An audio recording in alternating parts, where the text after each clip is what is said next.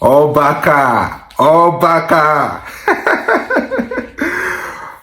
Barcelona, I don't see you too. Una don't see Ote. Una don't see Ote. Sas una run start pad against Olympiacos. Rashford the score brace. Femi Lopez the score hat-trick. Bruni Badge they do snake bites. I say now Barcelona with this. Anyways, I think Barcelona played well. Congratulations to them, especially in the second half. Actually, when Olympiacos received a red card, they played well. In the first half, they were not really convincing for me because I think Olympiacos, saw 1 or 2 or 3 clear-cut chances to score goals, but they lost it. Like I always say, teams will always create chances against Barcelona. Can you take your chances?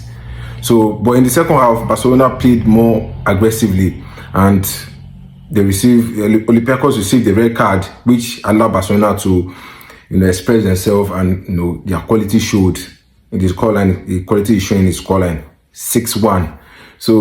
And I hope say Barcelona will never score when our goals finish. A Clasico day for weekend.